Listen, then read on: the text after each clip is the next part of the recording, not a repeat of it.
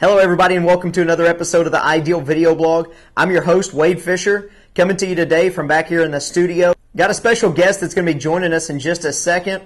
He is going to be doing a first for the Ideal Video Blog, and that is Skype in.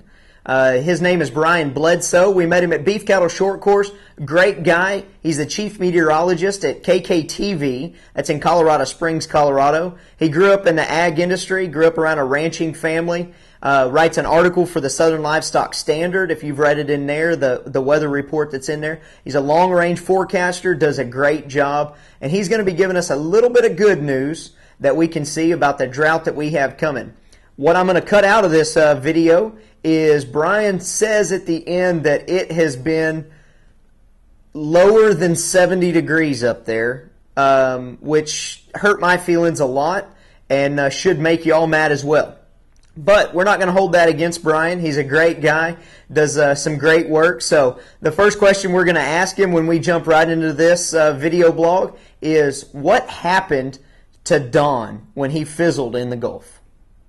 Well, first of all, Wade, it's a pleasure to be with you this afternoon and early this evening. And, Dawn was one of those things where, it wasn't that organized of a storm. It was very compact in nature, and it was really battling a lot of things, such as dry air. It didn't have a whole lot of good moisture to utilize, and also some wind shear that was trying to tear it apart a little bit. So just as it was trying to get organized, it plowed underneath that large dome of high pressure that's been so hot and so droughty for the southern plains for the past several months. And what happens underneath a ridge of high pressure like that is you get air that is sinking in a tremendous fashion, especially when it's been that way for so long.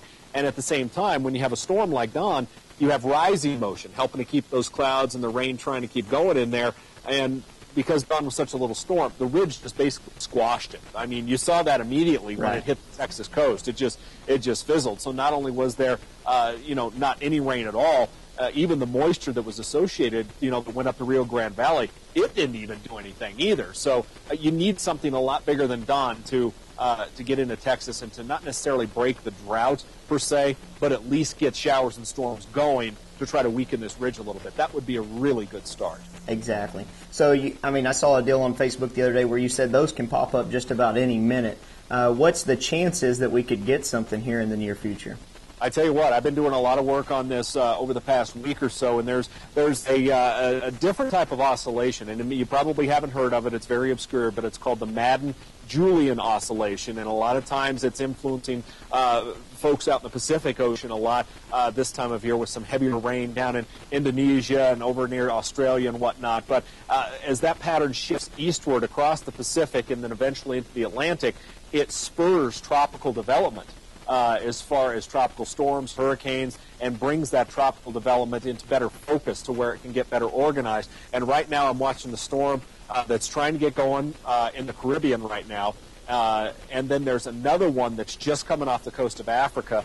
Looking at the long-range computer models, Wade, that second one that's just coming off of Africa, the computer models have been really consistent in organizing that into a fairly formidable hurricane and making its way toward Florida. Now, that's a long ways out, and there's a lot of time for the tracks to change. But right now, the models that are looking at that storm have a track anywhere from northeast Old Mexico to South Carolina. I mean, we're talking 10 days out, so there's a large spread as far as that's concerned. But it's at least a hope that things are starting to get more active and more conducive to developing things in the tropics. Awesome. One little follow-up question. So what is everybody in Colorado doing with all the money we're paying them for all the hay we're bringing down? They're smiling right now. And it's something as simple as that. With the pattern that we're in, it's really feast or famine because for much of this, a lot of folks said, up in Colorado, you've been getting rain since, June or whatever. Denver has been getting a lot of rain since June. But that pattern really didn't shift southward like here into Colorado Springs or even the rest of southern Colorado until we got just after the 4th of July. So while you guys have been struggling obviously a lot worse than we have, we were dealing with extreme drought conditions over most of southern Colorado right through early July, and that really hurt the winter wheat crop up here. A lot of it blew out, and a lot of it didn't even come up. So what's everybody saying as the futures? And I know you come from a cattle background, from a ranching background. What are you thinking on in your part of the world will be the cattle futures and how we'll go into the fall up there?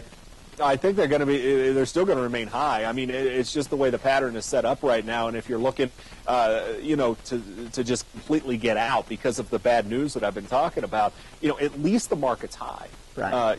There have been several times, where folks have been dealing with drought, and they're thinking, I don't have any other option. I don't have any grass, and I can't afford the hay right now. So I have to get out, and maybe they're only getting 70 cents a pound. When you're having this stuff right now. I know some folks that sold some 800 weight steer calves for $1.37 a pound here as late as a couple of weeks ago. So. Right.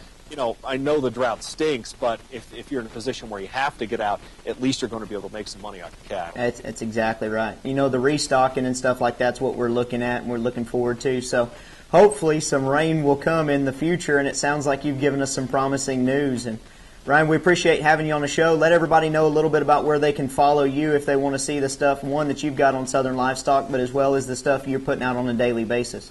Yeah, absolutely. You can follow me on Facebook, KKTV Brian Bledsoe. I'm on that as well. Just do a search for that. I'm also on Twitter. The same thing, just Brian Bledsoe, search for that and you'll be finding me. And I also write a blog on KKTV.com, and I do a lot of work with these longer range patterns because a lot of folks up here are also wondering, hey, what's the winter going to be like? We've got ski folks up here that are wondering what it's going to be like in the mountains, and then we're dealing with cattle and ranching down here at the lower elevation. So I try to cover a wide variety of topics, and if you just want to chime in and ask me a question about it, feel free to do it. Just follow me on either one. Awesome. Last question. I don't know about your personal stuff, but I've been watching a deal that's talking a lot about coffee causing skin cancer. Is that going to cause you to quit drinking coffee? I think I'm going to go home and take a bath in it tonight. Right? That's great. Glad to hear it. Brian, happy to have you on the show. Thank you very much. If you see anything coming that looks like it's going to be great for us or we need to hunker down for, give me a holler. We'll have you back on the show anytime, Brian. Absolutely, Wade. We'll do it. My pleasure. All right. Thanks, sir. Thank you.